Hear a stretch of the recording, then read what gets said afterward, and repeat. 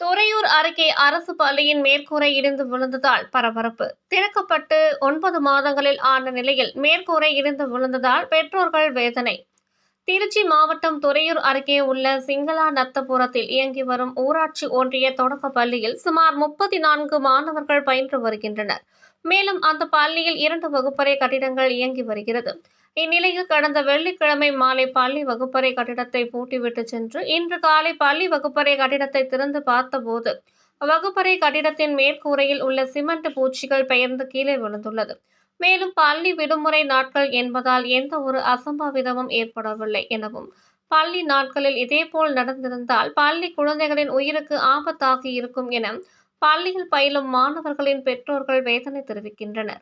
மேலும் இந்த கட்டிடம் கட்டப்பட்டு திறந்து 9 மாதங்கள் ஆகின்ற சூழலில் இதுபோன்ற மேற்கூரை பூச்சி பெயர்ந்து விழுவது பள்ளி கட்டிடம் தரமற்ற முறையில் கட்டவில்லை என்பதை சுட்டிக்காட்டுவதாக பெற்றவர்கள் புகார் அளிக்கின்றனர். சிங்காந்தபுரம் கிராமத்தில் புது பள்ளிக்கூடம் கட்டி 9 மாதம் தான் ஆகுது. இந்த பள்ளிக்கூடத்தில் காலையில் 8 மணிக்கு பிள்ளைங்க காலை உணவு திட்டத்துக்கு உள்ளே வரும்பொழுது சாப்பிட்றது கை கழுவிட்டு உள்ளே போகிறாங்க. கட்டடம் இடிஞ்சு விழுந்துருக்கு.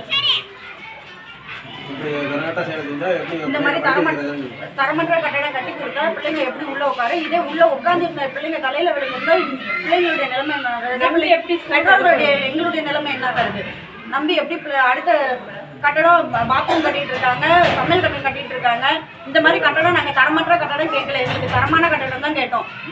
தரமற்ற கட்டடம் 2 வருஷத்துக்குள்ளேயே கட்டி கொடுத்துட்டாங்க. கேட்டோன்னுமே 2 வருஷத்துலேயே கட்டி கொடுத்துட்டாங்க. தரமற்ற கட்டடம் பிள்ளைங்க இடிஞ்சு விழுந்து பிள்ளைங்களுடைய உயிருக்கு ஆபத்தான கட்டடமா இருக்கு. எங்களுக்கு இந்த கட்டடம் வேண்டாம்.